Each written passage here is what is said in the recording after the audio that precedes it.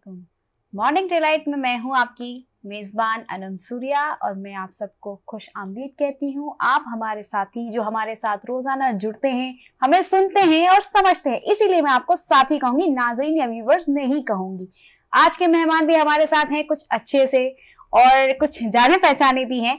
तो जैसा कि हम एक अच्छी बात के साथ शुरू करते हैं, तो अब अच्छी बात एक मैं करती हूँ, एक ज़ीशान करते हैं। ज़ीशान को एतराज तो नहीं? बिल्कुल कोई एतराज नहीं है ना। और साम एक चीज मिसिंग करते हैं, अस्सलाम वालेकुम अनम। मेरे तारुफ से पहले हम एक दूसरे को सलाम नहीं करते, जो मुझे पॉइंट है।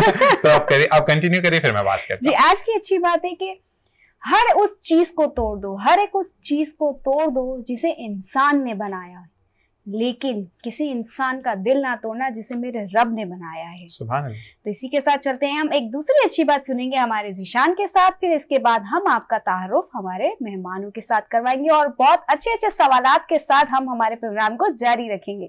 अस्सलाम वालेकुम तमाम देखने और सुनने वालों को ज़ीशान अजहर की जानब से सुबह सुबह अस्सलाम वालेकुम के साथ खुशामदीद इस प्रोग्राम में, जिसका नाम है morning Delight with Anam and Zeeshan. बिल्कुल जनाब, अनम माशाल्लाह माशाल्लाह माशाल्लाह जितनी तारीफ करें उतनी कम है कि ग्रेजुअली ग्रूम कर रही है और चीज़ों को समझने लग गई है। सबसे पहली बात तो हमने जो गलती आपने भी की, मैंने भी की, उसके लिए हम सबसे सॉरी करते हैं कि हम एक दूसरे को सलाम नहीं करते, जबकि हमें एक दूसरे को आते साथ ही, अगर मैं स्टार्ट कर रहा हूँ या अनम स्टार्ट करें तो ज़ीशान आपको भी अस्सलाम वालेकुम, और मैं अगर करूँगा तो अनम को भी अस्सलाम वालेकुम, जिसकी मुझे तस्दीक करने के लिए कहा गया कि मैं यहाँ पर बात प्रॉपर नहीं करता। तो आई एम सॉरी देखने और सुनने वालों को, जो कि आप लोग हमारी गलतियों को निकालते हैं और बताते हैं हमें कि हम कहाँ पर पॉइंट आउट करें। और असल कामयाबी ना वही होती है कि जब आपका व्यूअर यानी आपकी फैमिली आपको देखे और बताए कि यहाँ पर गलती हो रही है। तो बिल्कुल जनाब, इसी के साथ खुशी भी होती है कि हमें लोग अपना समझ के बता रहे हैं, वही एक खुशी है। वो एक चीज होती है ना कि आप गलती किसकी निकालते हैं ना, जिसको आप अपना मानते हैं। बिल्कुल हर एक की गलती आप नहीं निकालते। तो इसी के साथ अनम ने बहुत खूबसूरत बात की, और खूबसूरत बात को हम ताने बाने को इस तरह जोड़ेंगे कि कहते हैं कि हुकूक अल्लाह माफ है, हुकूकुल इबाद माफ नहीं है। जब तक कोई शख्स आपको माफ नहीं करता, आप जो हैं माफी के हकदार नहीं होते हैं।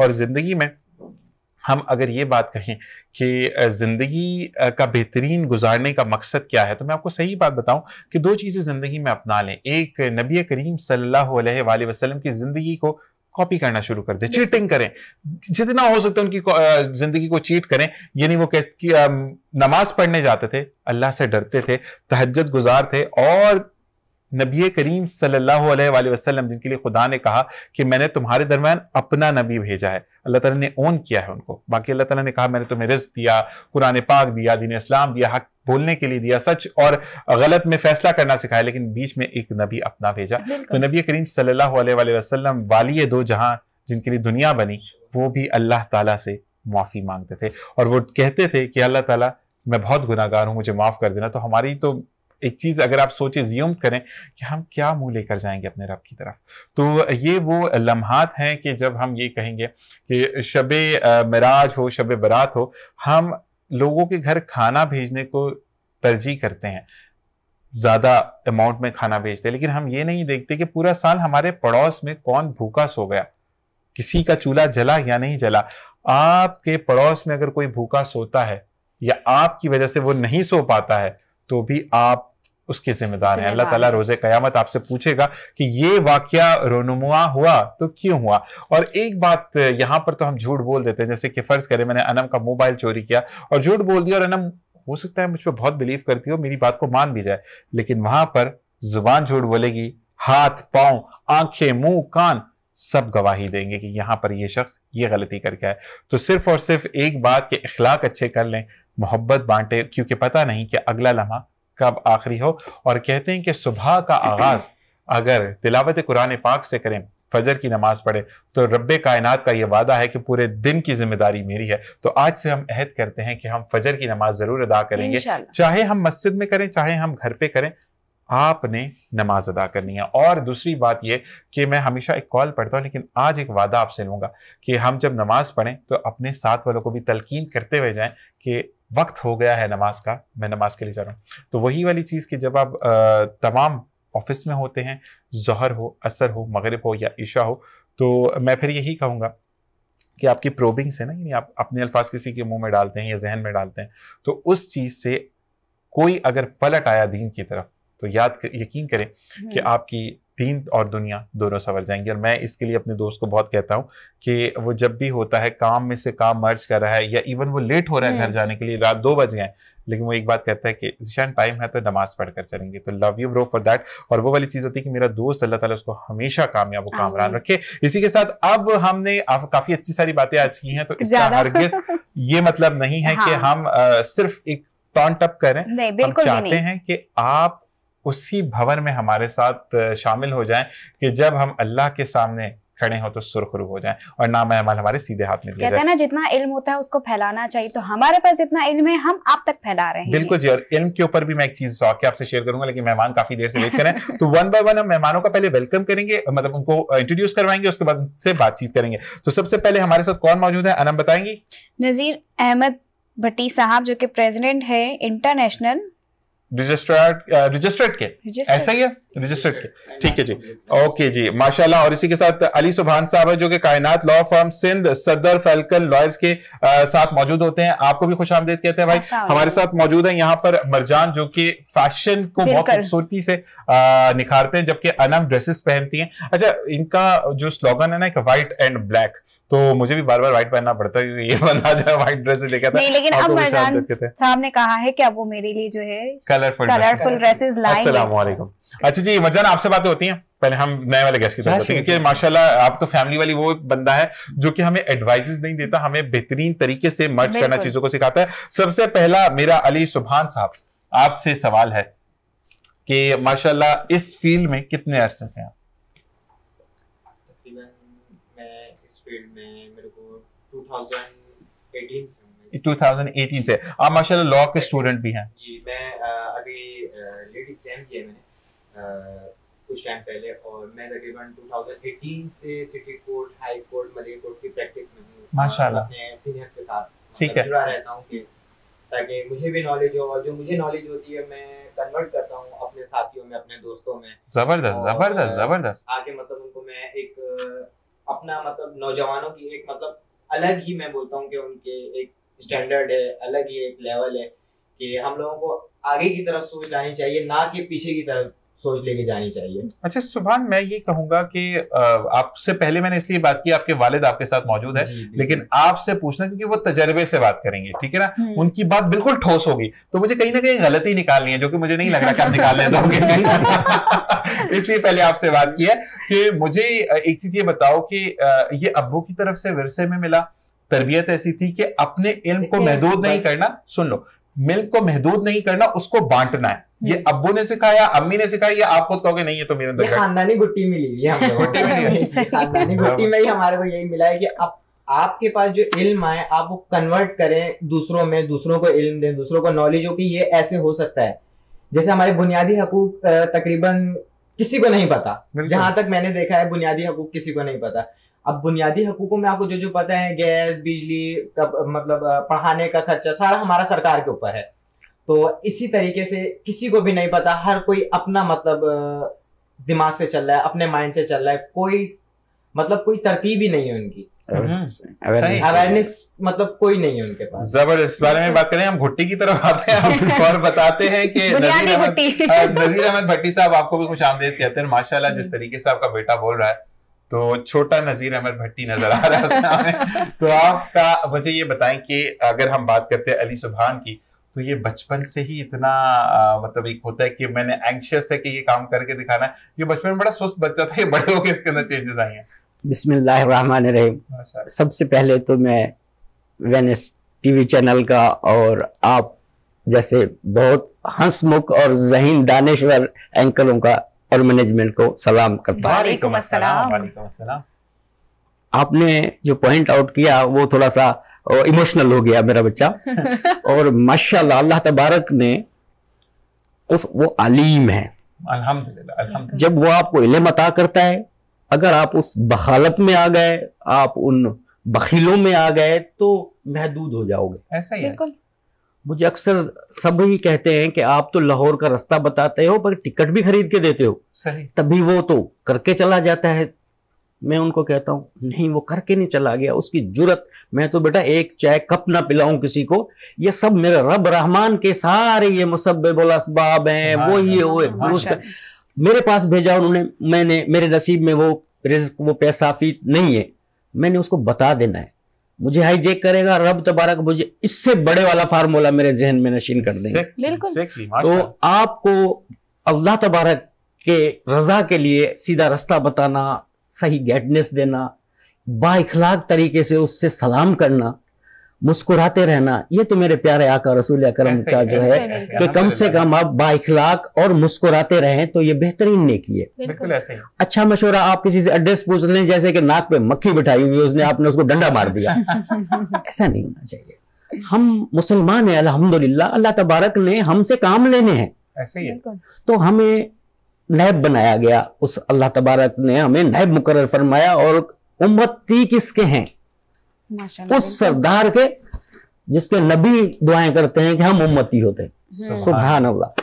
तो हमें तो उनकी बताई हुई सुन्नतों पर अमल करने की भरपूर कोशिश होनी चाहिए, और अल्लाह ताला ने जो हमारे ऊपर फराइज हम मुंतखब किए कुरान पाक के जरिए, जो हमें बताया गया है, उन पे पूरा उतरने की कोशिश करें। तो मैं समझता हूं ये वबाहें भी नहीं आएंगी, और दिगर ये जो फसादात और सानिहे और करोना डरोना, तो ये कुछ भी नहीं, ये हमारे ईमान की कमजोरी है। हम मुस्तहिकीन की खिदमत नहीं कर रहे, हम अपने घर से हकूक पूरे नहीं कर रहे, अपने आप के हकूक पूरे नहीं कर रहे, तो हम कलमा भी ठीक नहीं पढ़ रहे, तो बहुत बड़े हम खसारे में है। वो वास्र सूरत में जो है बहुत खसारे में है, हम असल राह से हट चुके हैं। सनम भाई, नज़ीर अहमद साहब, आपने तो कलमे की बात की, वाकई में आजकल तो अस्सलाम वालेकुम, अस्सलामु अलैकुम या अस्सलामु अलैकुम व रहमतुल्लाह, मेरा एक तजर्बा रहा, ये प्रैक्टिस रही कि फिर हम मजान की तरफ आते हैं कि मेरा जो स्टार्ट है वो रेडियो से है, ठीक है जी।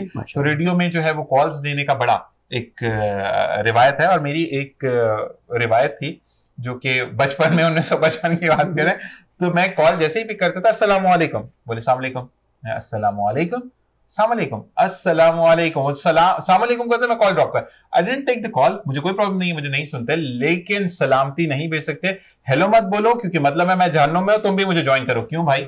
उसके बाद हाय बोले, दैट्स ओके, आपने अंग्रेजी बोलनी है, आप बोलते रहे। इस बारे में मजीद बात करेंगे, लेकिन मरजान यहाँ पे मौजूद है। मरजान, मुझे ये बताएं कि नज़ीर अहमद भट्टी साहब और सुभान साहब ने, अली सुभान साहब ने बहुत खूबसूरत अंदाज में शो को एक ग्रेजुअली स्टार्ट किया है, और कहते हैं कि जब जिंदगी में आप ग्रेजुअली चीजों को अच्छा स्टार्ट करते हैं, तो आपकी जो दूसरा बंदा होता है ना, उसकी कंधों पे अच्छी वाली तोप होती है।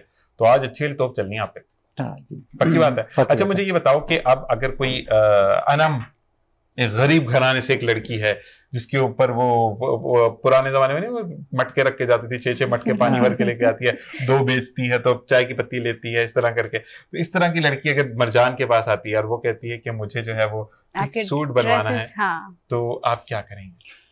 आप बोलेंगे बहन टोटका ले लो, आके खुद बनवा लेना, या बना के दोगे? नहीं, देखिए डिजाइनर तो जो आएगा उसके लिए ही काम करेगा ना। ये हम फीचर्स देखते हैं, कम्प्लेक्शन देखते हैं, उस हिसाब से फिर उसको सजेस्ट देते हैं। वो आप जो गेटअप की बात कर रहे हैं ना, वो तो आजकल बड़े बड़े फैशन शो में अपनाया जा रहा है, चूड़ा बनाया जा रहा है, वो हाथों तक जो होता है, वो तो थर की निशानी है, फोक कहते हैं ना, फोक वाला कहते हैं वो।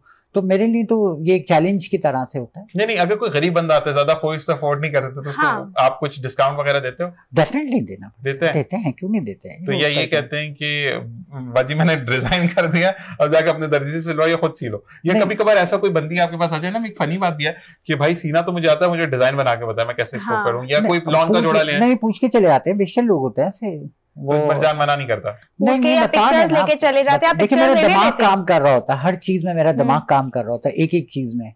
मैंने आते के साथ इसको 2-3 चीजें बताई थी, खाली ड्रेस की नहीं, हेयर डू का बताया, PRP कराने के लिए कहा, हेयर कट लेने के लिए कहा, शूज है, ज्वेलरी मेरे जैसा कट ले बहुत इसमें सूट करेगा, बबली कट जो है ना, हेयर कट। इसके घर वाले इसको बबला बना देंगे। हाँ, ये चक्कर है। ये भेजी तो बबली थी, बबलू बन गई, प्रॉब्लम हो जाएगी इसके घर वालों को। अब जैसे गर्मियां आ रही है ना, तो अभी से हमारे दिमाग में वो चीजें चल रही हैं, लाइनअप हो रहा है गर्मी के हिसाब से ना, जो नए कट्स हैं, नए कलर हैं, ये वो। इस वक्त मैं बता दूं आपको, ब्लैक बस ये फैब के मिड तक चलेगा, ब्लैक आउट हो जाएगा।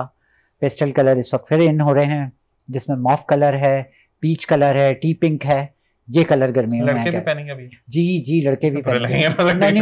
नहीं पहनते हैं, अच्छे लगते हैं। गुड, लेकिन वो शॉकिंग पिंक, मैंने उस दिन एक डिजाइनर का देखा कुर्ता, अच्छा आई थॉट वो लड़की के लिए बनाया, क्योंकि लड़की भी तो ये वाला कलर गला पहनती है ना, इसको शेरवानी कलर। तो उस दिन आपने भी पहना था? एक प्रीवियस शो में आपका ही दिया हुआ सूट, तो हम इसलिए बताते हैं कि हम गरीब लोग हैं, हमें देते हैं तो हम पहनते हैं। अच्छा, तो ये चीज है कि मरजान, मुझे लगा कि वो फीमेल के लिए, क्योंकि आजकल एक दफा एक ट्रेंड भी चला था कि फीमेल्स के बिल्कुल कुर्ते जो डिजाइन हुए वो लड़कों की तरह डिजाइन हुए ना, चल रहा है। नहीं, मिरर चल रहा है ना इस वक्त, मिरर इन है। शादी ब्याह के जो कुर्ते हैं ना, जो ढोलकी में पहन रहे हैं, बारात वाले दिन पहन रहे हैं लड़के, शिफॉन 80 ग्राम का, ये लेडीज फैब्रिक होता है। मैंने एक इनको दिया भी था, आपने जो कल पहना हुआ था ड्रेस, उसको शिफॉन 80 ग्राम कहते हैं।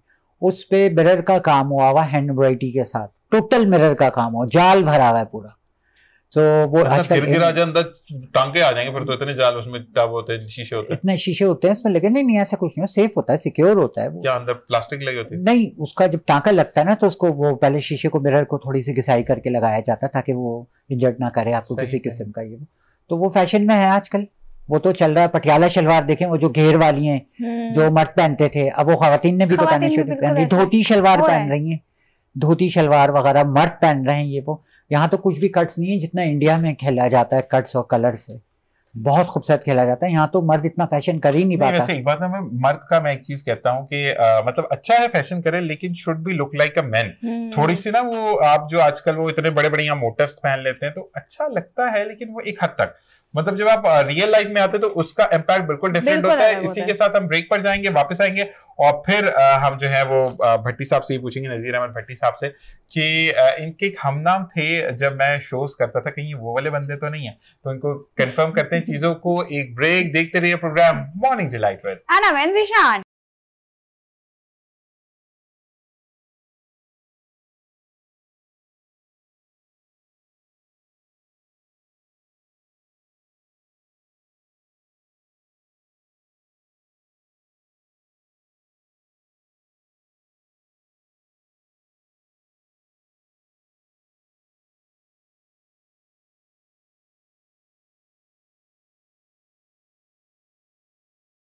Welcome back. हमारे साथियों ब्रेक से वापस आ चुके हैं और सुबह सुबह का टाइम हो और चाय ना हो, पॉसिबल ही नहीं है हमारे। मैं थोड़ा सा बता दूं कि मैं चाय नहीं पीता, मैं ग्रीन टी पीता हूं। Definitely let to show you कि मैं ग्रीन टी पीता हूं, क्योंकि ये वजन में कम हो गया, मैं वजन में ज्यादा हो गया हूं। तो कहते हैं कि ग्रीन टी आपका ग्रेजुअली वजन कम करती है। और बाकी मैं चीनी को, क्योंकि मैं ग्रीन टी हो या टी हो, दोनों में से मैं चीनी यूज नहीं करता। लेकिन मैं चाय पीती हूँ तो वो भी चीनी कम, ज्यादा चीनी तो मैं डालता ही नहीं चीनी।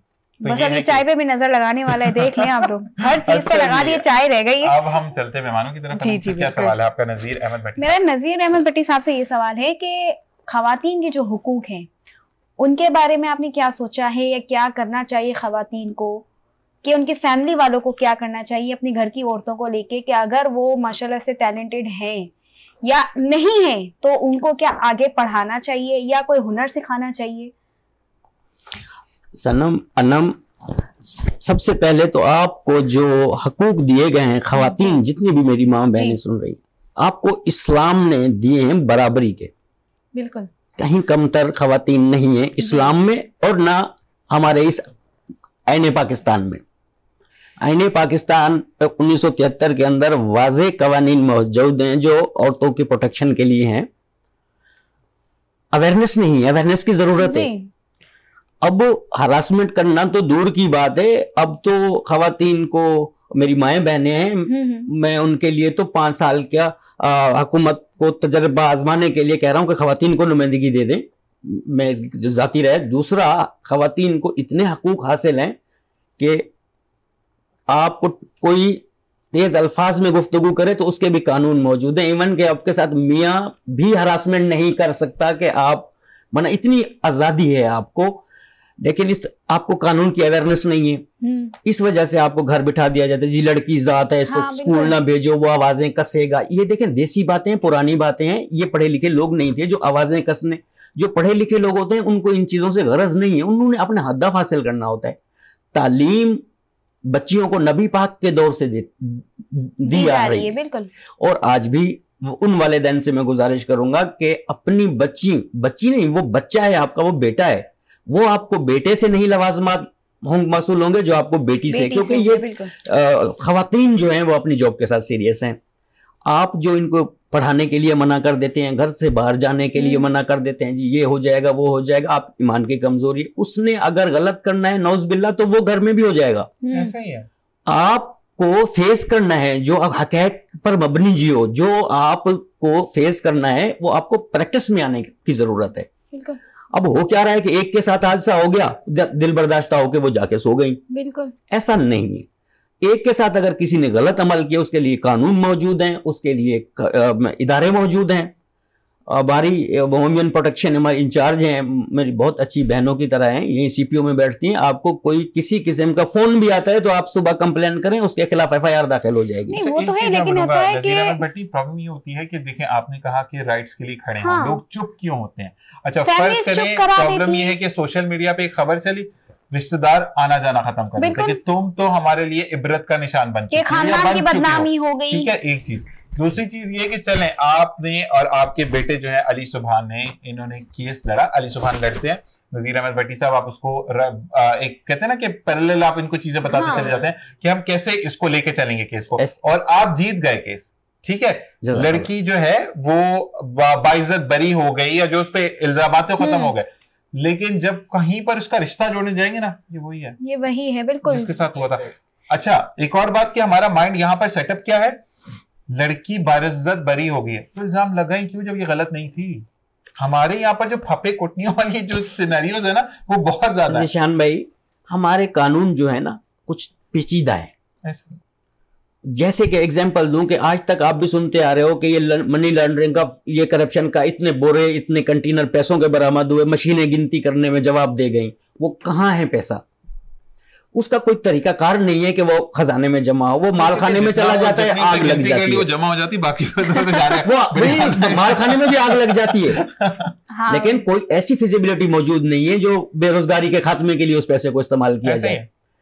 हमें माइंडसेट जो हमारा है ना, हमें उसको चेंज करना है। ऐसे ही कवानीन भी मौजूद हैं, तहफ़्फ़ुज़ात भी मौजूद हैं, और ऐसा नहीं है कि एक भेड़िया है तो आप दिल बर्दाश्ता होकर बैठ जाए।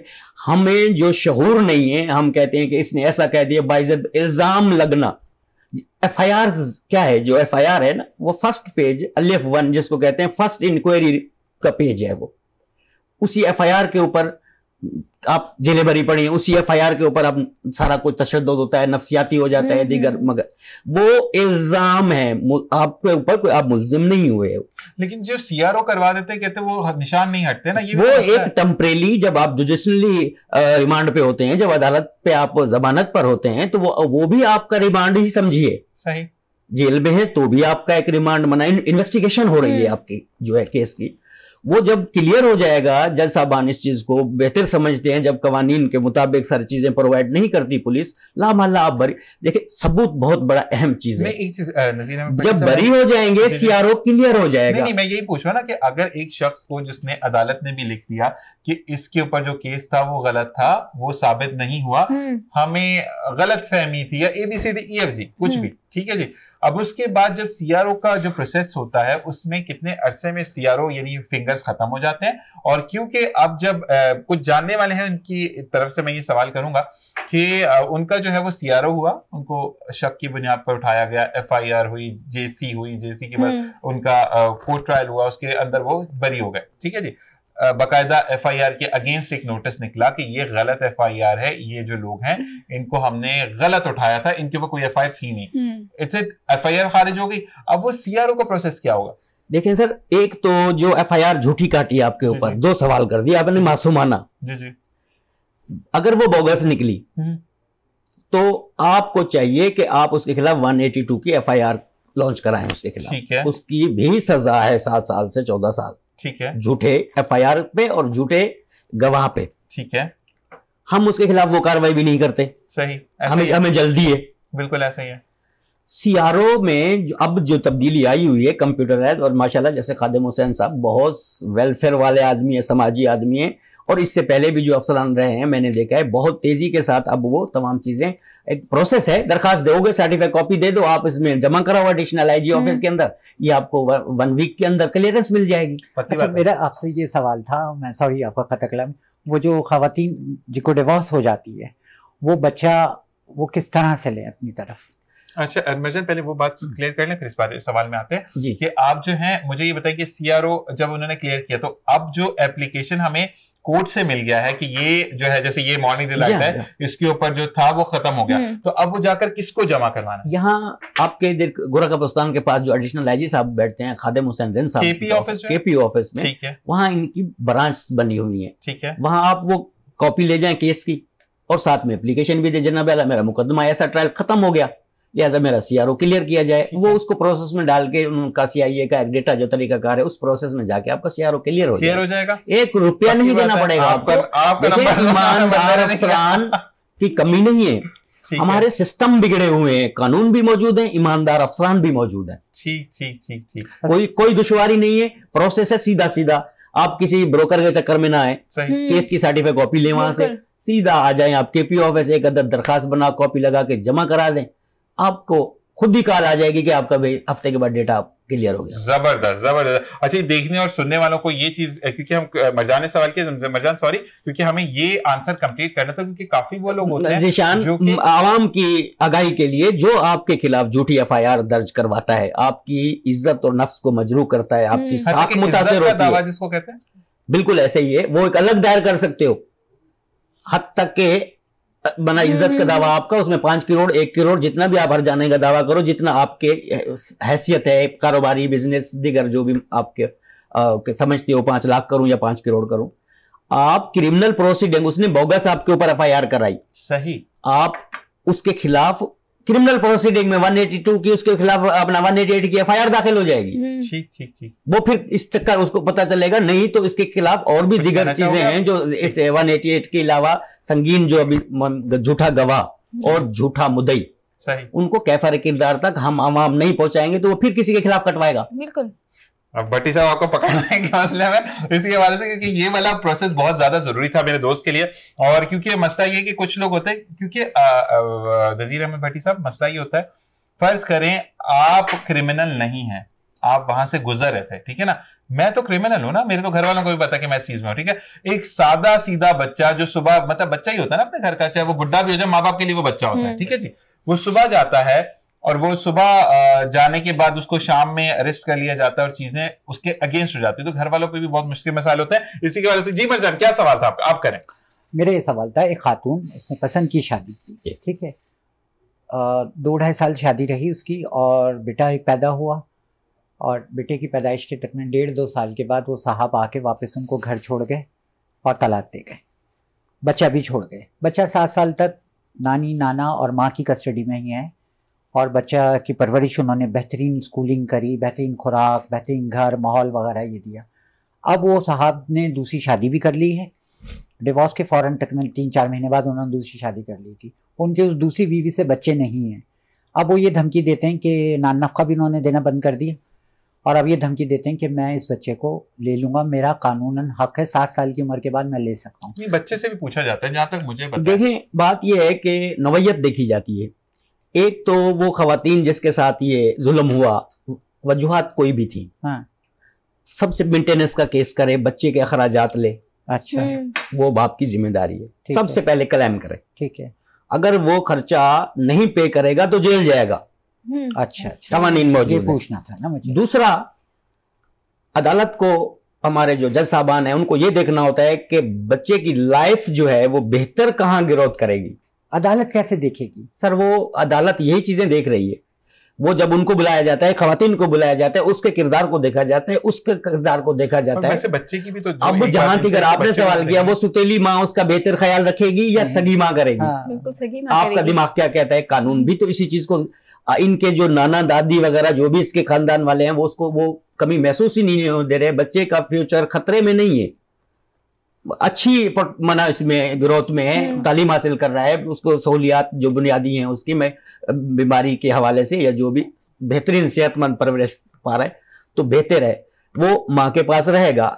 माँ कह सकती है कि उसका किरदार कैसा है, आया कोई स्मोकर है, कोई नशा करता है, या किसी किस्म का कोई और क्राइम में गुटखा बेचता है। देखिए आ गई ना बात। अब गुटखा इंतहाई संगीन जुर्म है अभी, गुटखा और सुतेली माँ, हक तो है वालिद का, लेकिन जज कोर्टें ये देखती हैं कि लाइफ उसकी प्रोटेक्ट कहां पर हो रही है, क्रिमिनल लॉ में आता है ना, ठीक है। तो वो मशकूक अगर बाप का किरदार है तो मैं नहीं समझता कि अदालत उनके हक में डिग्री रिजेक्ट करेगी कि आप इनको दे दें। अच्छा, कितनी उम्र तक बाप ले सकता है? सर बाप तो ले सकता है, उसकी औलाद है, जैसे कि बच्चा परवरिश कर सके, जैसे अपना खाना पीना सर्वाइव कर सकता है या संभाल सकता है अपने आप को। लेकिन देखना ये है, खातून को भी दिखाना है, अदालत को बताना है कि वहां उसकी परवरिश अच्छी होगी, उसका मना जो फ्यूचर है उसका रोशन होगा, या के तबाही के दिया ने गुटखा बेचेगा। क्योंकि 2 दफा रंजन साहब उठा के ले जा चुके हैं। सब एक चीज और है कि जो देखिए, मैं क्योंकि अदालत में इतना ही नहीं हूँ, ठीक है ना, लेकिन हम जो चीज देखते हैं वो ड्रामों से देखते हैं, फिल्म से देखते हैं, ठीक है। तो जो चीजें वहां पे, क्योंकि ये तो खैर बहुत बड़ा झूठ होता है कि ऑन स्पॉट आप कोई भी बयान बदल देते हैं। जाके मेरी जो कजन एक वो है, वो भी बैरिस्टर है, तो वो कहती हैं कि भाई आपस में वकील भी निगोशिएशन करते, भाई मैं कल ये मुद्दा पेश करने जा रहा हूं, अपनी तैयारी से आना, ठीक है जी। अब मुझे ये बताएं कि जो मैंने ड्रामा में देखा कितने हद तक सच है कि जज जो है वो फिर बच्चे से पूछता है कि तुम किसके साथ जाओगे। बिल्कुल सही फरमा रहे हैं। एक तो वकालत का पेशा बहुत मुतबर पेशा है, पढ़ा लिखा पेशा है। ऐसा ही है। मैं वकील नहीं हूं, लेकिन कानून से वाकिफ हूं। वकील बनने वाला मेरे हर पाकिस्तानी को पाकिस्तान के कवानीन से वाकिफियत होना बहुत जरूरी है। हमारे जो सीनियर लॉयर्स हैं, जो ये प्रैक्टिस चल रही है, आपको पता है कि आपका मुल्क का प्रेसिडेंट भी इंसाफ के लिए वकला साहबान को कहेगा कि इंसाफ दिलाइए। वो कानून को जानते हैं, वो कानून के दायरे में रह के काम करते हैं। एक चीज मैं आपके ऐड ऑन करते चाहूँ कि आपने जो कहा ये बिल्कुल है कि जब सदर साहब ने बात नहीं मानी थी तो एक चीज आई थी कि आपने कानून की धज्जियां उड़ा दी। ये चीज ऐड ऑन करना जरूरी है कि आपके सदर वजीर आजम भी इनके मतलब अब कानून है सर। और जो वकला हजरात सीनियर मोस्ट कानूनदान है ऐसे ऐसे कि आपको मैं क्या बताऊं, जो जिन्होंने ये सारी मुल्क की दीगर पॉलिसियां मुरतब कर रहे हैं या फेज कर रहे हैं। हम आप तो चाय पी रहे हैं, असल में जो बैनुल अक़वामी कवानीन हमारे ऊपर लागू हैं, हमारे इंटरनेशनल जिनको हमारा मतलब मुसल्लत है हमारे ऊपर, और हमें अगर कानून ना हो तो हम एक दूसरे को बैठने भी ना दे। रही बात के वकला सब हर पेशे में देखें अच्छे बुरे तो पाए जाते हैं ना, सहाफत में भी हैं, दिगर हमारे वेलफेयर मामलातों में भी हैं, दिगर शोबों में। ये तो अल्लाह तबारक उनको हिदायत दे और वो सही ईमानदारी के साथ अपने फराइज अंजाम दें। खवातीन और बच्चे का जहां तक मामला है, बच्चे से बिल्कुल पूछा जाता है जब बच्चा इतना बड़ा हो कि बेटा तुम क्या चाहते हो, वाले साहब तुम्हारे ठीक है, मारते तो नहीं है, नफसियाती तो नहीं है, नशावर होदियाती या जुआ एक्स वाई से, या अच्छा तुम्हें नमाज रोजा दीन इस्लाम सिखा रहे हैं। बिल्कुल बच्चा समझेगा, माँ का किरदार भी वो समझता होगा कि मेरी माँ का किरदार क्या है। तो वो एक जब दोनों से हटके जज साहब उससे अपने मुतमिन होने के लिए पूछेंगे तो बच्चा सच बयान करेगा। तो मुनासिब होगा कि माँ का किरदार मशकूक है तो बच्चा वहां जाएगा जहां उसके प्रोटेक्शन और लाइफ जहां कितनी उम्र होनी चाहिए बच्चे की? उम्र का होना कम से कम 8 साल 10 साल तो होना बहुत जरूरी है। नौमुलादा बच्चा तो नहीं दे देंगे ना आप सर। लास्ट एज है 14 इयर्स ओल्ड, जब तक कि बच्चा बालिग नहीं हो जाता। अच्छा, है कि 10 साल से पहले तो माँ के अंडर कस्टडी रहेगा। भट्टी साहब बात कर लें।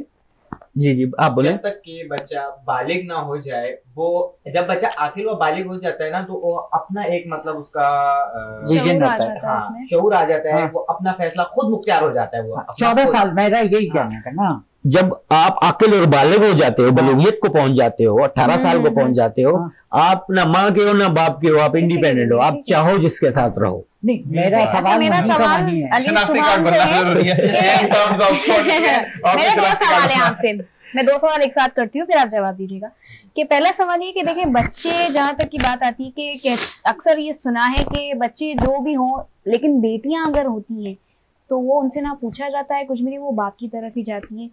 पहला सवाल ये कि क्यों, ऐसा क्यों? अगर परवरिश माँ कर रही है, अच्छी कर रही है, और इतने सालों में अगर बाप ने नहीं देखा नहीं किया, जैसे ही माँ दूसरी शादी की तरफ जाती है बच्चे क्यों मूव कर दिए जाते, खास करके बेटियां। दूसरा सवाल ये है कि डिवोर्स हो गई, कुछ भी ऐसा कोई मसला होता है, ठीक है, औरत अगर दूसरी शादी करना चाहती है तब बच्चे किसके पास जाएंगे? क्योंकि मर्द तो कर लेता है, औरत का भी दिल है, जाहिर है इंसान है, जिंदगी अकेले नहीं गुजारी जाती और औरत की जिंदगी बहुत मुश्किल है, तो साथी की जरूरत होती है।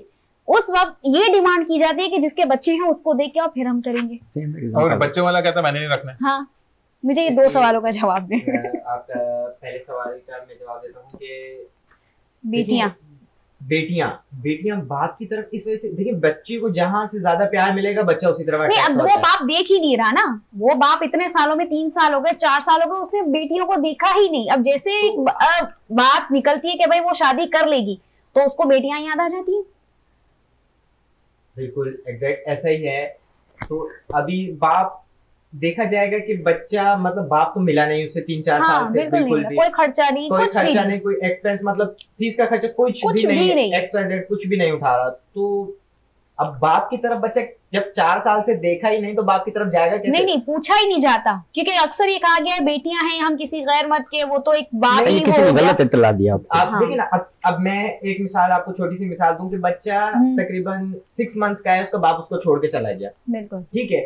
बच्चा 7 साल का हो गया, उसका बाप आ गया। अब वो बाप को कैसे पहचाने की? नहीं, बच्चियां अगर समझदार हैं कि ठीक है बच्चियां 11-12 साल की हो गई हैं, इसके बाद डिवोर्स होती है, फिर 3 साल बाद बाप आता है मुझे मेरी बेटियां दो, उस सूरत में क्या करना चाहिए? देखिए 3 साल बाद 3 साल का पहले तो जो उनकी वालदा मोहतरमा होंगी, 3 साल जब ये जो 3 साल का इनके साथ जो मतलब अरसा गुजरा इनके साथ जो सफर गुजरा, उसमें बच्चों का पहले तो मेंटेनेंस का केस करना चाहिए, क्योंकि उसका बाप जहां रह रहा है, दूसरी जाहिर सी बात है दूसरी शादी की होगी तो नहीं आ रहा है इस तरफ, या तो अपने वालिदैन के साथ है उसका बाप रहे। बच्चों का पहला बच्चों का खर्चा, क्योंकि बच्चों का फ्यूचर सही नहीं होगा तो बच्चे कोई मतलब आगे का माइंड नहीं बनेगा उनको कि क्या फैसला कर सकते हैं हम लोग। जब दूसरा आपको दूसरे सवाल का जवाब दूं कि जैसे आपने कहा था कि शादी करनी हो औरत को तो कहते हैं कि बच्चे अपने बाप को दे दो या नानी दादी को दे दो, माँ नहीं क्यों ले जा सकती साथ? क्यों? जब एक बाप अपने बच्चों को छोड़ चुका है तो वो दोबारा एक्सेप्ट करेगा? सही बात नहीं, झुंझलाहट नहीं करते ना, मेंटली टॉर्चर अगर जिसको करना हो ना कि वो अपनी जिंदगी में आगे ना बढ़े। देखो एक माँ के लिए उसकी औलाद से बढ़कर कोई नहीं होता। सनम मैं आपको जवाब देता हूँ अनम, बेटा साहब इसका criminal band family matter 4-6 deal कर रहा है, लेकिन क्रिमिनल प्रोसीडिंग में इसका ज्यादा प्रैक्टिस है।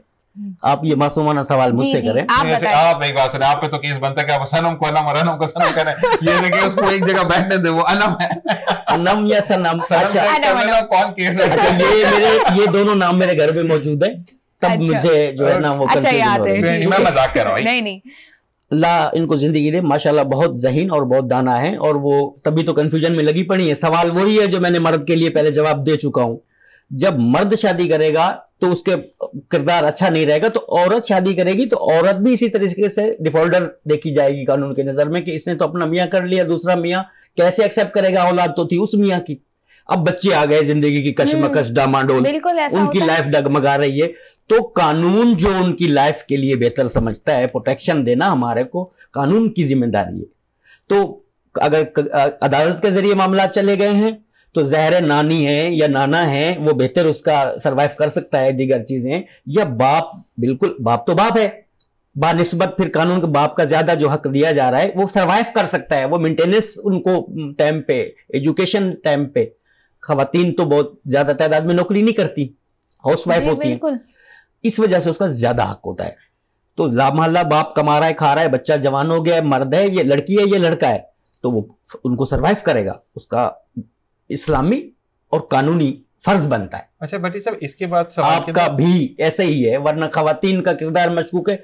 दूसरा सुतेला बाप, आप उस खवातीन से तो वो सारी चीजें होंगी लेकिन उस औलाद को कभी एक्सेप्ट नहीं करेगा, वो सुकून में। अच्छा एक चीज मुझे और बताइएगा कि जब शादी का प्रोसीजर आ गया, ठीक है, तो आपने कहा कि जो वालिद है, जो असल बच्चों का बाप है, उस पर नान नफका फर्ज है देना, ठीक है जी, बिल्कुल। अब ये बात आ गई कि आपने जैसे कहा कि अली सुभान की सबसे पहले तो 3 साल का केस फाइल करो कि 3 साल खर्चा कहाँ था, बिल्कुल ये चीज आ गई। अच्छा मुझे बताएं नजीर अहमद भट्टी साहब कि अगर फर्ज करें कोई औरत है, वो एक मर्द की साथ अल्लाह ताला ने मर्द और औरत का ही जोड़ा बनाया है, ठीक है जी, अब वो दूसरी जगह शादी करती है, तो क्या ये कानून उस मर्द पर लागू नहीं होता? क्योंकि आपको पता है कि इसके 2 या 3 बच्चे हैं, ठीक है, उनकी जो है वो जब माँ अगर घर से पूरा करिए, माँ जॉब करिए, ठीक है, तो आपके घर पे जाकर आपने टैग बैन लगा लिया कि आपने हाउस वाइफ रहना है, ठीक है, तो फिर इस बच्चों का जो खर्चा है वो उस पर 50% लागू नहीं होगा कि जो दूसरा मर्द शादी कर रहा है वो अपने साथ नहीं रखता, ना रखे, लेकिन खर्चा देने का हल तो वो भी होगा ना। नहीं, दूसरा सुतेला बाप देने का कोई हक नहीं रखता। लेकिन अगर माँ जॉब कर रही है, वो जॉब करके अपने बच्चों को पाल रही है, ठीक है, तो वो उसकी जॉब भी छुड़वा रहा है, फर्ज करे 30,000 माँ कमाती है, तो 30,000 देने का हेल्थ तो वो होगा ना। देखिए हजूर, सबसे बुनियादी जो इसमें कमी है वो है ईमान की, जो कि हम ईमान को इसमें ला नहीं रहे, इस्लाम को हम ला नहीं रहे, हम इधर उधर के धक्के लगा रहे कि कानून कहाँ हम धोखा दें उसको या आसरा लें। अगर आप में ईमान है और आप हकूक़ुल इबाद देना जानते हैं, जो कि माफ नहीं है, तो जिम्मेदारी बाप की बनती है, अपने बाप की, जो असल बाप है। ठीक है। अब खातून जो है, अगर तलाक नहीं मिलती, साल 2-3 साल वो घर बैठी है, तो वो भी अपना नान नुक्ता अपने शोहर से तकाजा कर सकती है, वो बराबर ले सकते हैं, जब तक खुला आपको डिग्री नहीं होती। अच्छा, ये जज उनको सपोर्ट करेंगे इसमें? खातून को, बिल्कुल खातून की बात कर रहा हूं। उनके बच्चे अगर वो कैसे करके पाल रही है, जॉब करके पाल रही है, या उसके घर वाले उसको सपोर्ट कर रहे हैं, वो मर्द के ऊपर हर हालत में फर्ज है कि वो खातून का नान नुक्ता भी पूरा करें और बच्चों की किफालत का भी खर्चा अदा करें। सही। जब इनमें दोनों में ताजाद आ जाता है कि वो छोड़ के वो कर लेती है, तो इसमें बच्चों का जो फ्यूचर है वो बड़ा बर्बाद है एक तरीके का। ऑनेस्ट बात करें कि बर्बाद है। वो वाली बात है ना, बच्चे 2 कश्तियों के मुसाफिर हो गए। अब ईमान की आप में सलामती है। बेटियों की जहां तक बात है, बेटियां तो रहमत है, बिल्कुल ऐसा ही है, नसीब वालों को मिलती हैं बेटियां। कहते हैं ना, अल्लाह जिससे खुश होता है उसको पहली जोड़े से खुश होता है उसको पहली। अब वो बाप जो है हरासमेंट कर रहा है, तो ईमान की कमजोरी है, वो उसकी कमजोरी बेटी भी हो सकता है, बेटा भी हो सकता है, और भी कोई आपका घर का फर्द होगा जिसको वो टारगेट करके आपको हरासमेंट कर सकता है। उस बंदी को टारगेट करा कि आगे लाइफ में बढ़े ही ना। ठीक है, तो जब आपने उसको डिवोर्स दे दी, तो आप देखें उसका पीछा मत करें, छोड़ दें आप। ईमान बहुत जरूरी है। आपने भी तो शादी कर ली, मर्द हजरात को चाहिए कि इस जहालत से निकले। आपको अच्छी लगती थी तो छोड़ना नहीं था, आपको ये तनातन बंधा ही रहना था कनेक्शन, तो आपने उसको छोड़ा क्यों? वेंड अप करें ना, मुनकता करें रब्ता। हम ईमान की कमजोरी है, हमने हरासमेंट करना है, उसको सुकून नहीं, हमने कसम करके तेरे सुकून ना जिंदा नहीं रहने देना। देखिए, अगर ईमान जहालत है, इससे हमें निकल तालीम इसी के साथ जरूरी है। भट्टी साहब, इसी के साथ ब्रेक का कहा जा रहा है। बिल्कुल जाते जाते मैं एक बात यही कहूंगा कि अगर आपने तलाक दे दी है तो फिर आपके ऊपर ही तमाचा है, वो ये है कि आपने हलाला करके बीवी को लेकर आना है। ठीक है जी। तो जब अल्लाह ताला ने कानून फिक्स कर दिया, तो मैं और आप कौन होते हैं उस शरा के अंदर इमिटमेंट्स करने वाले? क्योंकि जब हम किसी चीज को इमिट करते हैं, ऐड ऑन करते हैं, तो हम शिर्क करते हैं, जो कि नाकाबिले माफी है। इसी के साथ एक ब्रेक से वापस आएंगे। मरजान से आप पूछेंगे कि मरजान कौन से नए फैशन ट्रेंड्स को लेकर आ रहे हैं और क्या लड़कों के लिए फैशन कर रहे हैं, तो ये मैं सवाल करूंगा। ब्रेक पर जाएंगे, देखते रहिए प्रोग्राम मॉर्निंग डिलाइट पर।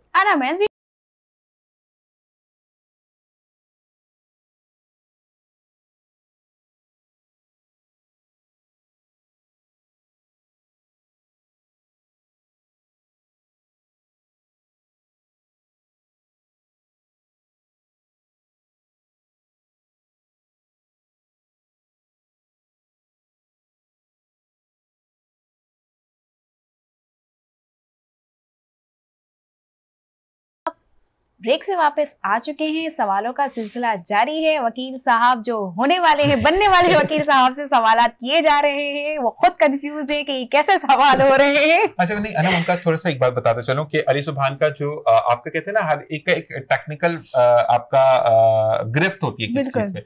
तो जैसे कि अली नजीर अहमद भट्टी साहब ने कहा कि उनकी टेक्निकल जो है, वो आपकी जो एक्सपर्टीज है वो क्रिमिनल साइड में, और बना ये मैसेज नौजवानों को देने आया था, जो आज का हमारा नौजवान है, जो इन फ्यूचर संभालने वाला है मुल्क की बागदौड़, उनके लिए मैसेज था। कोई भट्टी साहब बिल्कुल देंगे, खुद भट्टी साहब अभी जवान है, बच्चे हैं, तो बहुत मरजान की तरफ। मरजान से मेरा सवाल है।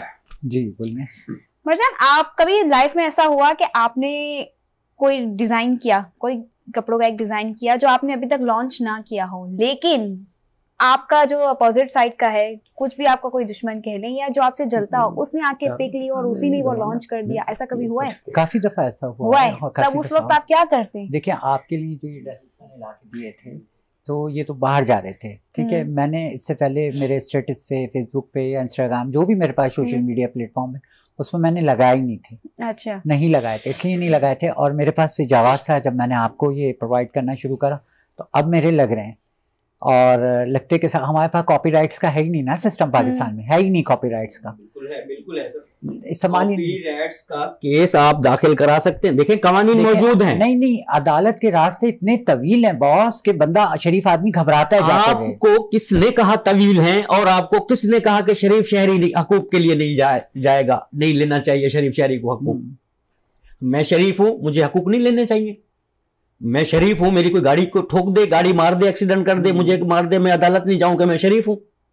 देखें वकला साहबान को जो कहा जाता है जी ऐसे हैं वैसे हैं, उनको जो अल्फाज से नवाजा जाता है, उनको अपना हक लेना आता है, तब आपको वकला साहब दूसरे अंदाज में आप गुफ्तगू करते हैं। जो मेरे भाई वकला हजरात हैं, मैं तो अदना सा एक कानून का एक सफा भी नहीं पढ़ा हुआ हूं, तो उनको आप कहते हैं जी ये तो बड़े टेढ़े लोग हैं जी, तो ये तो बदमाशी कर रहे हैं, ये तो गुंडागर्दी कर रहे हैं जी, ये तो ऐसे। ऐसा नहीं है। जब आप हकूक लेना ही नहीं जानते, वो लेना जानते हैं, आप जाएंगे तो मिलेगा, वरना नहीं मिलेगा मेरे भाई। शरीफ साहब वो वाली मिसाल आपने कहा ना कि घी टेढ़ी उंगली से निकला, सीधी उंगली से नहीं निकला।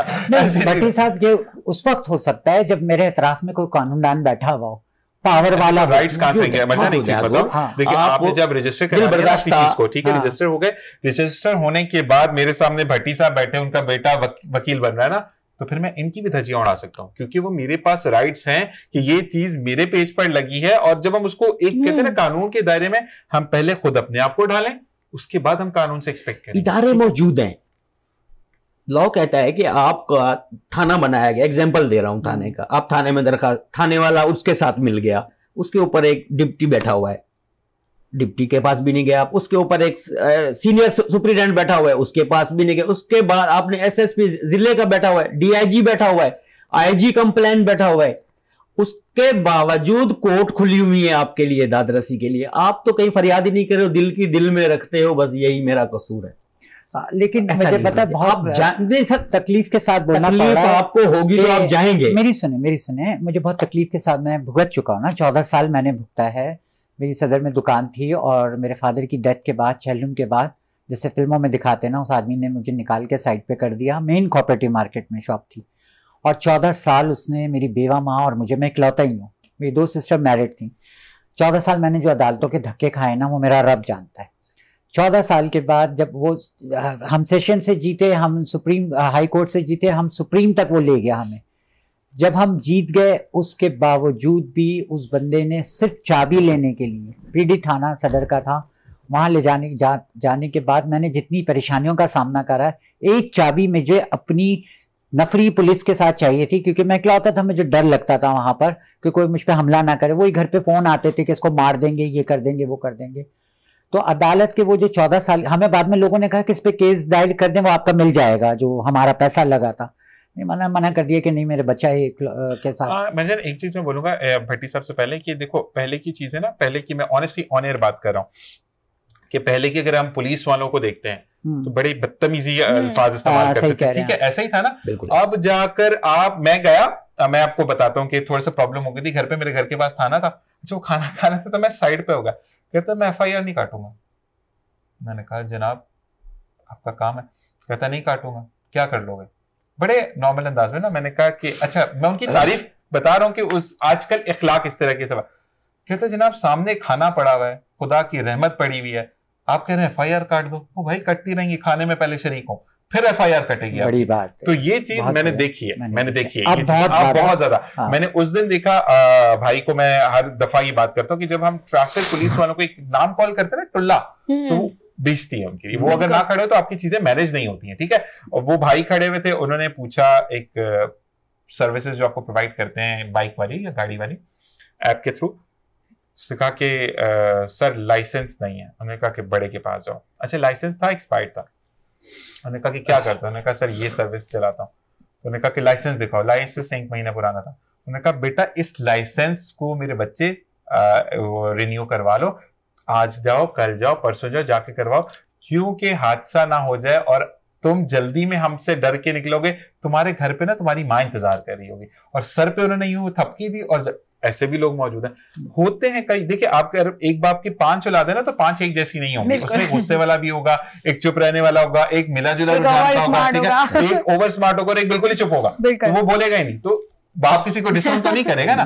तो यही वाली बात है कि आप सिर्फ एक बंदे को देखते हुए, मैं जब एक दफा अदालत किया तो वहां पर एक जज वकील साहब ने मुझसे भी तल्ख कलामी की, उसके अगेंस्ट अगर मैं उनको सोशल मीडिया पर डालता तो वाकई में लाइसेंस भी कैंसिल हो जाता था। लेकिन क्या था कि जब 2-3 टर्म्स से उनसे बात हुई तो उन्होंने एक्सेप्ट किया।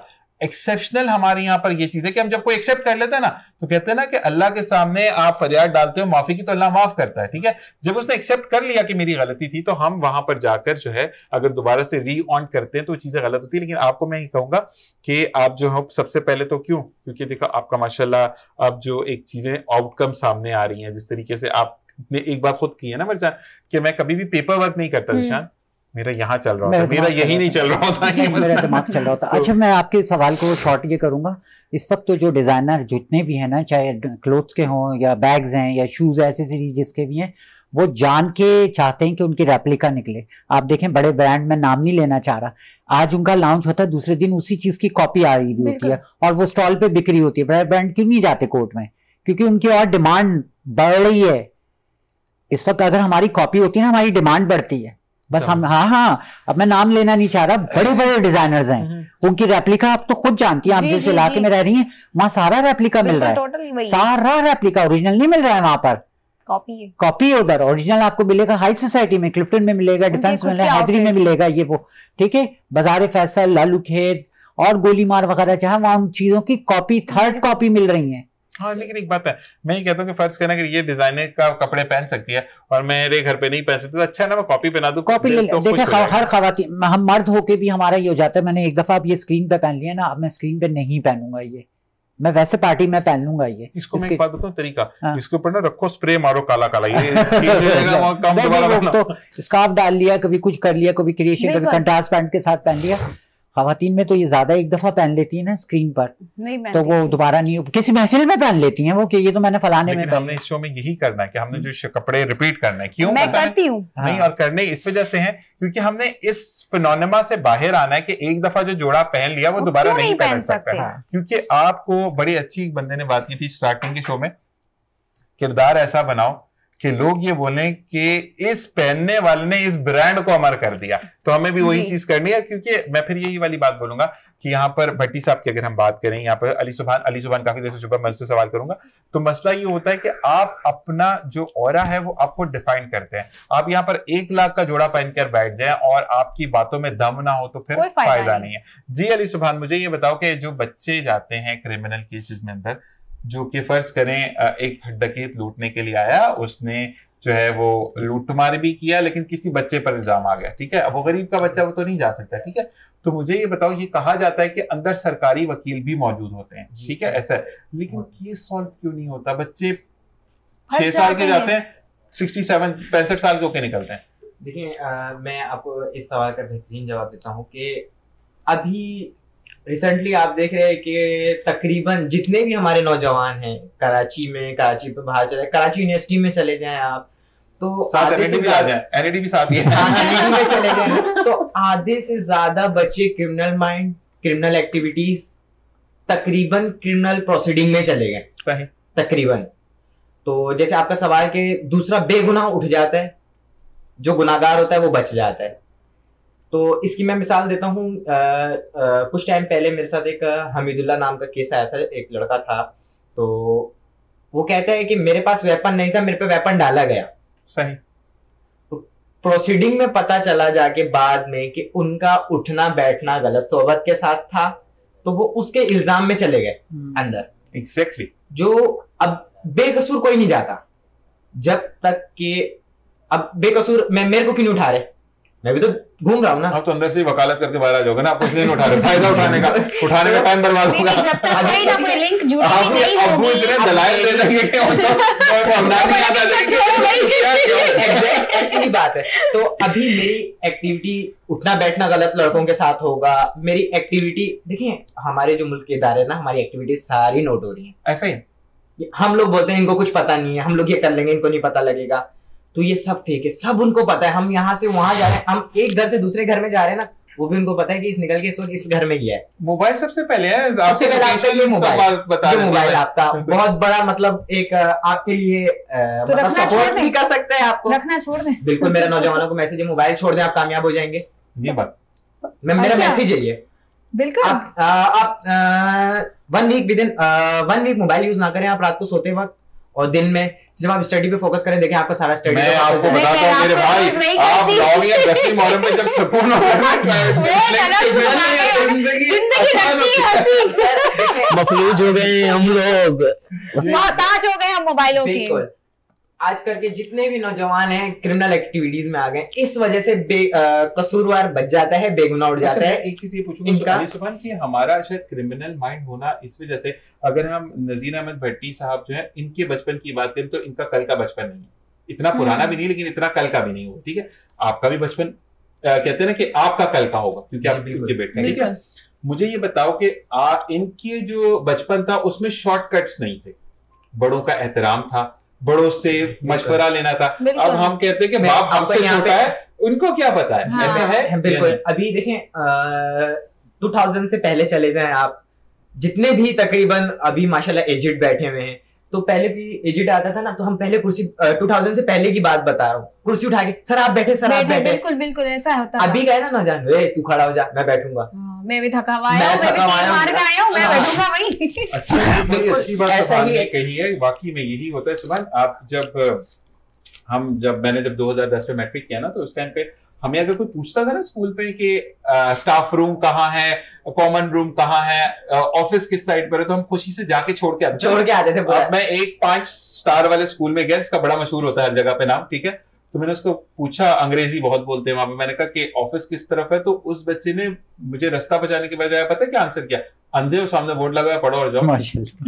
ये आजकल की जनरेशन है, न्यू जनरेशन एग्जैक्ट बिल्कुल ऐसी है न्यू जनरेशन। आप उनसे पूछेंगे कुछ जवाब आपको कोई कहीं और का देंगे, रिस्पेक्ट खत्म हो गई है, रिस्पेक्ट बिल्कुल खत्म हो गई है। रिस्पेक्ट नहीं करते हैं अब तो, कोई भी हो, बड़ा हो छोटा हो। पहले तो कहते थे ना कि चलो छोटा है बोल दिया, बड़े ने बोल दिया, अब तो बस छोटा भी बोल रहा है, बड़े को बड़े खामोशी से सुन रहे हैं। मैं एक बात बोलूं, राइट्स के अंदर ना अली सुभान, हमने अनम राइट देते देते ना बच्चों को बदतमीजी पकड़ा, बिल्कुल ठीक है।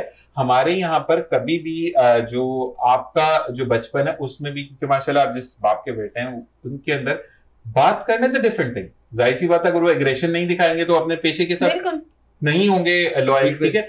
लेकिन जिस तरीके से वो बात कर रहे हैं उससे ये तो उन्होंने ये तमीज जरूर सिखाई होगी कि बड़ा आया तो खड़े हो जाना, बिल्कुल ऐसा ही है, बिल्कुल ठीक है। अब ऐसा नहीं है कि बड़ा क्रिमिनल आया कि सारा बैठे में ऐसा भी नहीं है, बिल्कुल ऐसा भी नहीं है।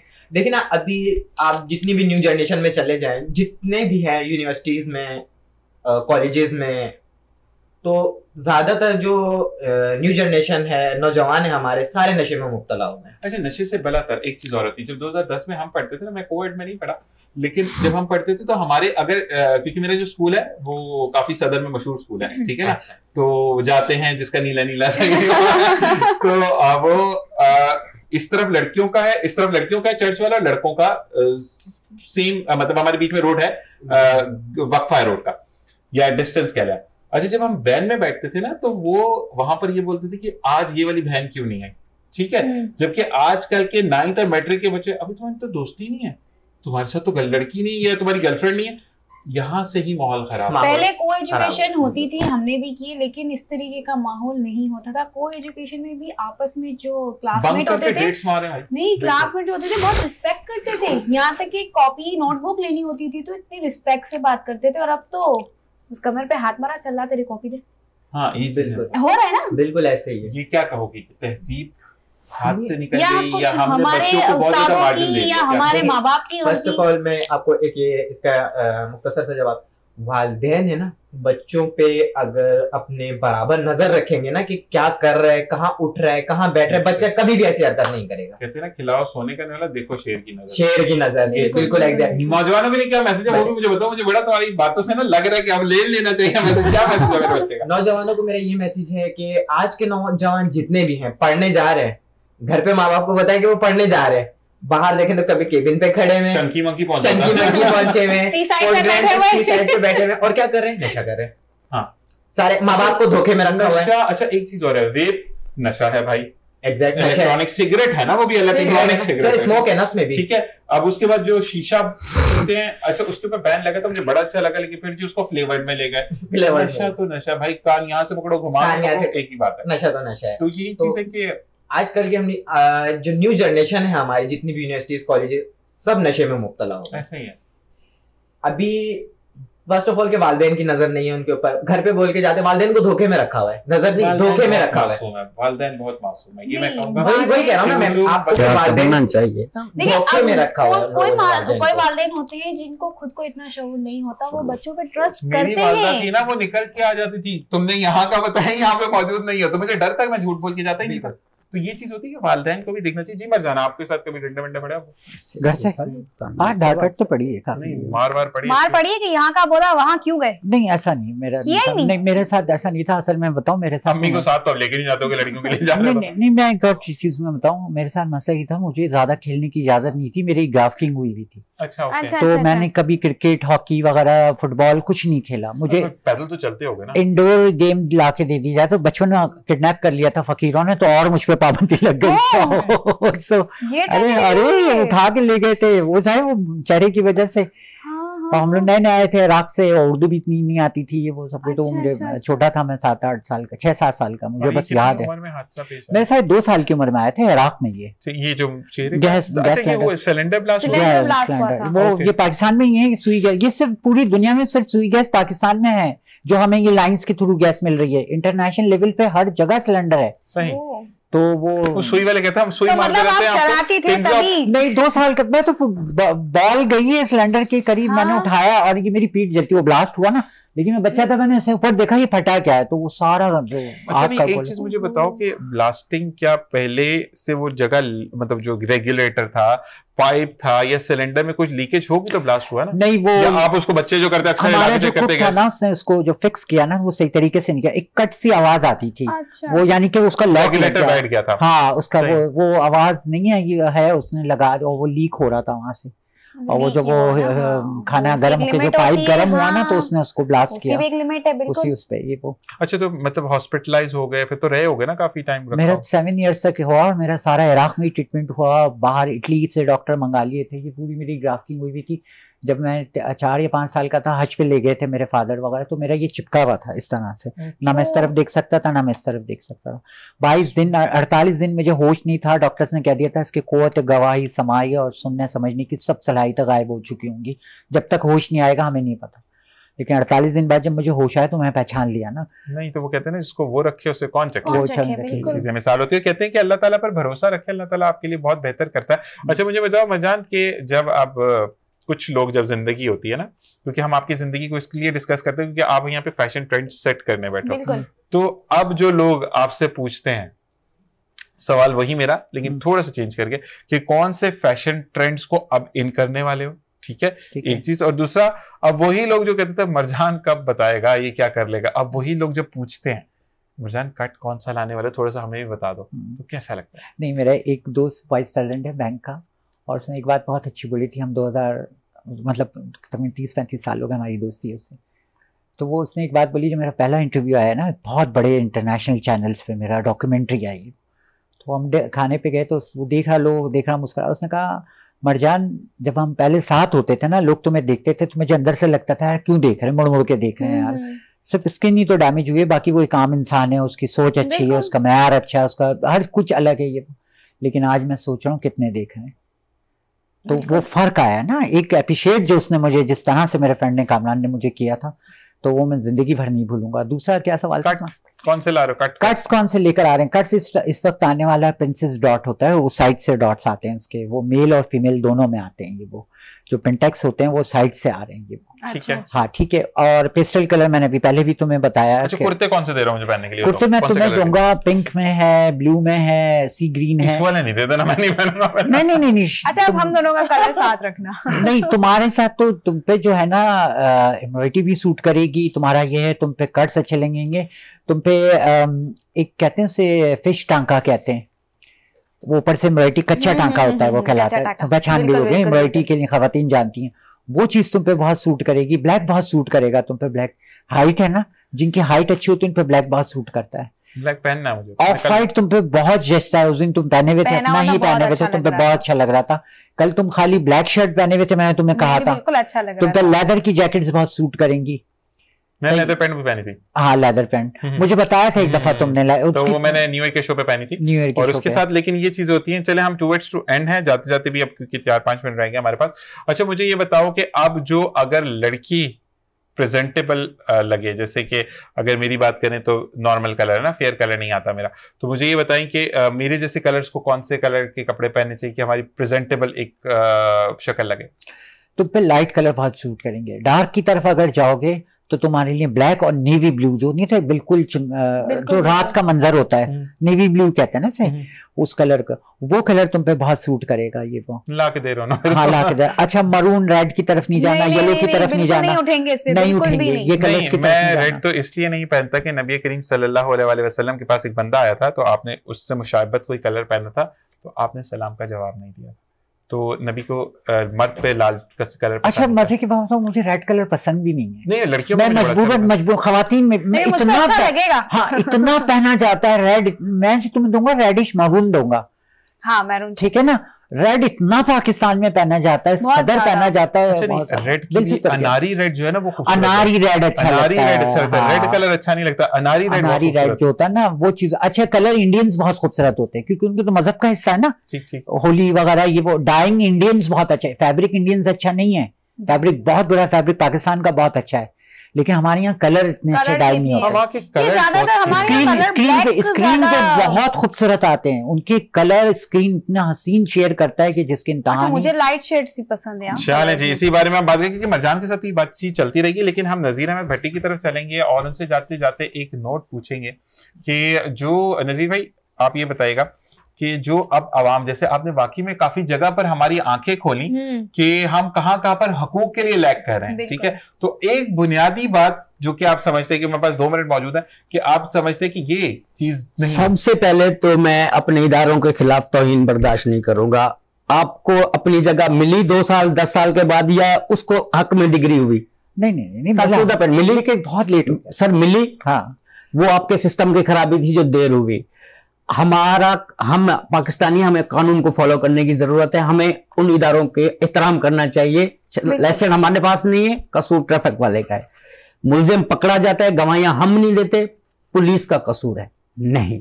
हम सबको कानून पर अमल करने की जरूरत है और प्रोसीडिंग को चलाने तक उस पुलिस अफसर का साथ देना जरूरी है। भाई का सवाल किया इन्होंने, भूल जाएंगे मीटर के मसले में इन्होंने बात कर रहे थे कि इलेक्ट्रिक हो या जो भी इसको नाम दिया जाए, के बिजली के सिस्टम को, आपका मीटर अगर वो जबरदस्ती काटते हैं, आपकी तार काटते हैं, कनेक्शन काटने से पहले आपको कुंडा प्रोवाइड करें, फिर कनेक्शन मुनक़ता करें। अगर वो आपका मीटर खोल के ले गए हैं तो आप उनके खिलाफ मुकदमा दर्ज करवाएं। अच्छा ये कहते हैं कि आप नहीं करवा सकते, कहीं पर शिक नहीं। किसने कहा आपको? यही वहां के अफसरान ने। सर जो फ्रॉडिया होते हैं वो कहते हैं हम तो 2-2 हजार रुपए आपको चेक ले लो, हम 2-2 हजार अदालत में देते रहेंगे। ऐसा कहीं भी नहीं है। फ्रॉडियों ने बात फैलाई हुई है कि चेक में 2-2 हजार करके देगा, पूरे पैसे देने पड़ते हैं।